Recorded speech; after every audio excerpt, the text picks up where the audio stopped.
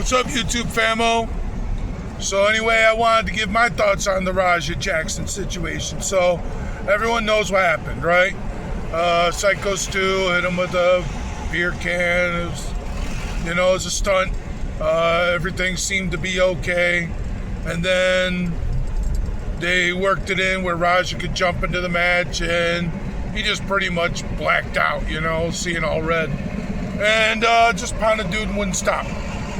Now, here's the thing, a lot of people are just yelling, attempted murder, throw him, lock him up in a cage, blah, blah, blah.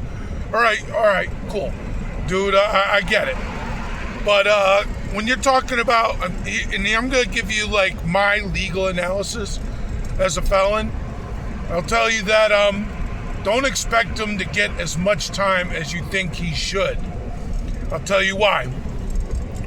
Number one, inside of a pro wrestling ring, it's the lines get very, very blurry over mutual combat. And, when a guy's unconscious, he can't give consent. So you can scrap that. But really, when you're talking about $1 million lawyers, this is the way they're looking at it.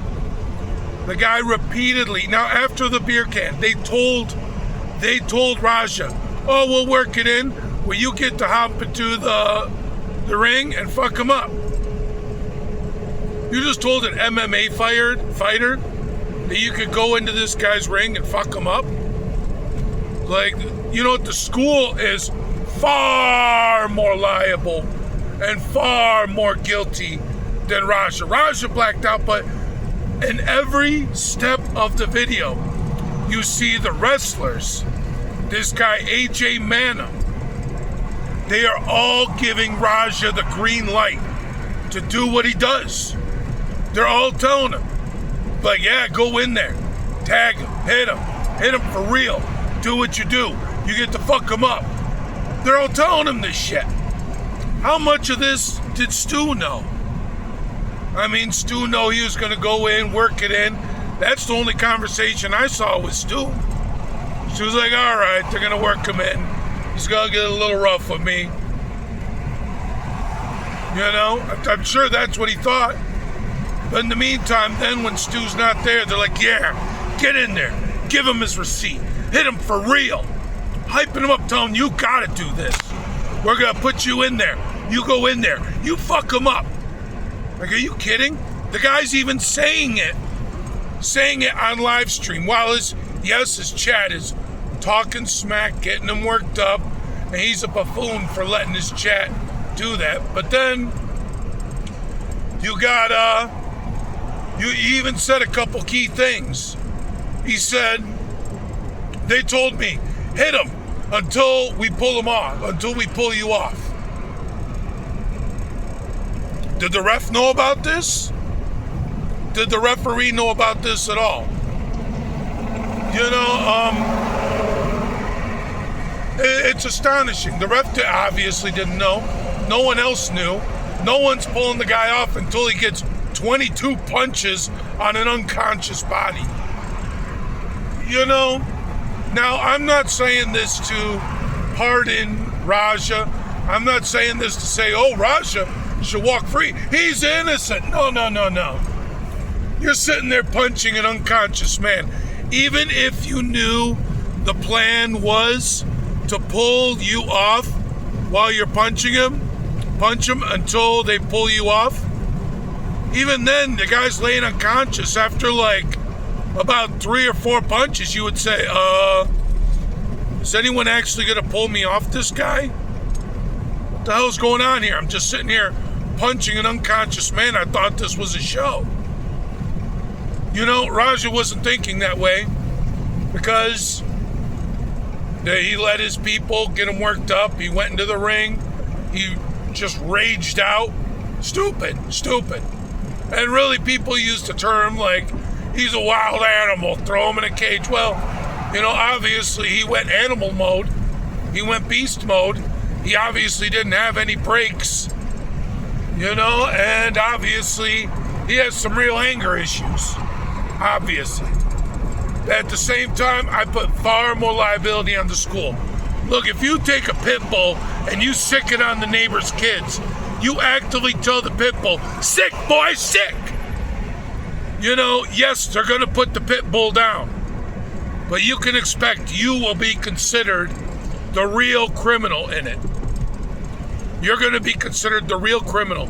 You're going to get the full prosecution. They're not going to prosecute a dog. They're just going to kill him, put him down.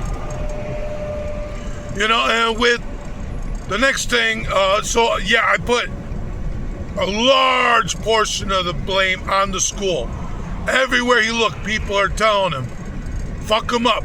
People with the company, the production team, they're sitting there saying, at minimum, hit him for real. And they put no maximum on it. And you're telling this to an MMA fighter. There's no level of reach. There's no maximum. There's only a minimum, which is get real with the dude. So, right there, that's an issue. That's the big issue. Now, in terms of, thoughts and prayer with psychos too, everyone says it and everyone means it, and that includes me too. In no way, shape, or the form did the guy deserve that. The big braids dude who got pulled and who actually ran in and saved Stu, he said to him that Stu and AJ Mana already had pre-existing beef. Interesting. AJ Mana did an interview, and he already said, he was like, it wasn't me, I didn't tell him to do all that. That was the production team. Interesting. So all the truth's coming out. A lot of people are getting their name pulled out and getting put on Front Street. And that is why the Los Angeles Police Department is still doing their investigation. You think they were just going to arrest AJ and be done with it? Or Raja? Arrest Raja and be done with it? No. There is a whole lot, a whole lot more to be investigated, my friend. A whole lot more. And then on top of that, Raja's less liable criminally because, like I said, it's the pro wrestling ring. The lines get incredibly fuzzy there. It's going to be really hard to make something stick in a pro wrestling ring. But civilly, everyone's humongously liable. Humongously. Why do you think the WWE cut ties with that school immediately? WWE is considered liable because the school is considered liable. They're the ones gassing Raja up. Every wrestler considered liable. Raja considered liable. And who's got the big pockets? The WWE. Why do you think Stu isn't jumping out suing Raja?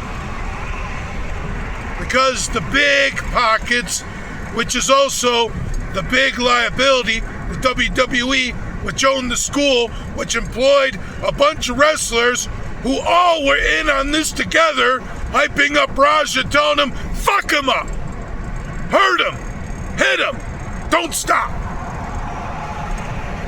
Just give him his receipt, make it real. Telling that to a professional MMA fighter. You tell that to me, that's one thing. You're telling it to a guy who is in just about the most violent profession, arguably. So that's my thoughts on it, guys. I hope I made some people understand better because, you see the footage and it's hard to watch. And then in your mind, you're like, Raja's guilty, throw him in a cage, open and shut. Well, no, it's not open and shut. And if they just opened and shut it, I would personally be outraged because I would say, that's it. So in my opinion, the real criminals walked free. They get to laugh, ha ha ha ha, in order to do this again. That ain't right. So no, Raja's not arrested yet. The big problem is civil. So guys, that's what I wanted to tell you. I hope someone heard it. I hope, I hope I changed the mind out there and kind of made people feel a little bit more of an understanding as to why. Why isn't he arrested? What's taking so long? Why are people defending this guy? I hope you understand. Anyway, maybe argue with me. Tell me I'm completely wrong. And like I said, I'm not defending Raja. I just think that far more blame goes on a lot more people. I mean, for all I know, Raja could have been punching this guy. Look at his production team. Like, yeah, keep it up, yeah. There does need to be a very thorough investigation, very much so. But like, comment, subscribe, hit the bell button for notification, share for miles around so everyone knows, everyone has a better understanding. Why are things moving so slow? Let them understand. Why are people defending him? Let them understand.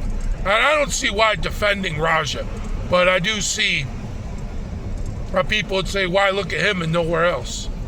Talk to you later, famo.